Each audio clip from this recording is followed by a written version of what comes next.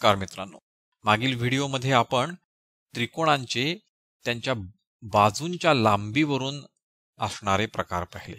या व्हिडिओमध्ये आपण त्रिकोणांचे त्यांच्या कोनाच्या मापांवरून असणारे प्रकार पाहणार आहोत।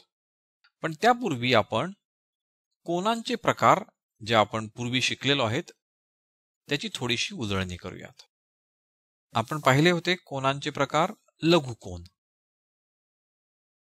लघुकोन म्हणजे ज्याचे माप हे 90 अंशापेक्षा कमी असते।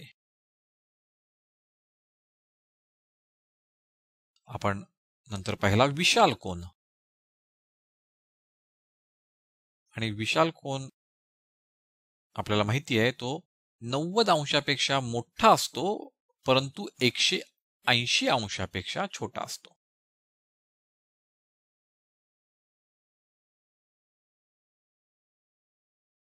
आणि काटकोन,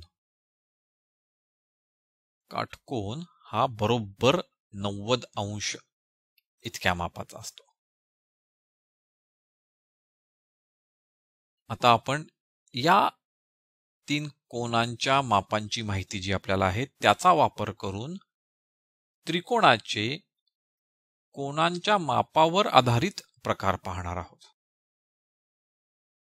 आपल्याकडे हे तीन त्रिकोण आहेत, यांच्या कोनांची माप आपण मोजली आणि ती होती, पहिल्या त्रिकोणामध्ये कोन ABC होता 50 अंश,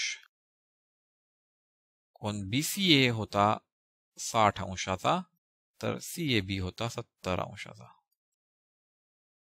या आकृतीमध्ये दुसऱ्या आकृतीमधील त्रिकोणात ABC होता 110 अंशाचा, BCA होता 40 अंशाचा, तर CAB होता 30 अंशाचा। तिसऱ्या आकृतीमधील त्रिकोणात होता ABC 90 अंशाचा, BCA होता 30 अंशाचा, तर CAB होता 60 अंशाचा। आणि आपण याचं निरीक्षण, सखोल निरीक्षण केलं तर आपल्याला इथे दिसतंय की येथील तीनही कोन हे लघुकोन आहेत। 50, 60, 70 तिघांचीही माप 90 अंशापेक्षा कमी आहेत, म्हणजे तीनही कोन लघुकोन आहेत।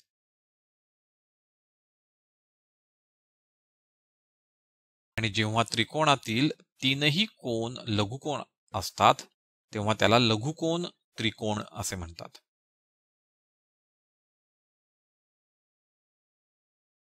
इथे आपण पाहतो आहोत, इथे मात्र एक कोन हा विशाल कोन आहे, हा 90 अंशापेक्षा मोठा आहे आणि 180 अंशापेक्षा लहान आहे। एक कोन हा विशाल कोन आहे।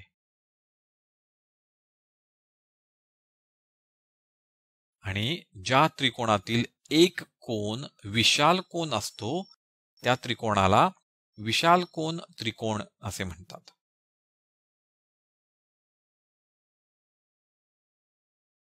आणि या शेवटच्या आकृतीमधील त्रिकोणात आपण पाहतो आहोत, एक कोन हा काटकोन आहे। बाकी दोन्ही लघुकोन आहेत परंतु एक कोन हा काटकोन आहे। आणि अशा वेळेस अशा त्रिकोणाला आपण काटकोन त्रिकोण असे म्हणतो। म्हणजेच त्रिकोणाचे प्रकार आहेत लघुकोन त्रिकोण, ज्यामध्ये तीनही कोन लघुकोन असतात, विशाल कोन त्रिकोण ज्यामध्ये एक कोन विशाल कोन असतो, किंवा काटकोन त्रिकोण ज्यामध्ये एक कोन काटकोन असतो।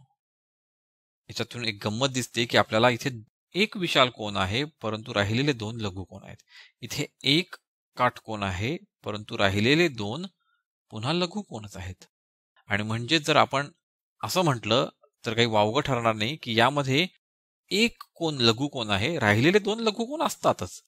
म्हणजे त्रिकोणामध्ये दोन कोन हे नेहमीच लघुकोन असतात, पण जो तिसरा कोन आहे तो कोन त्या त्रिकोणाचा प्रकार ठरवतो।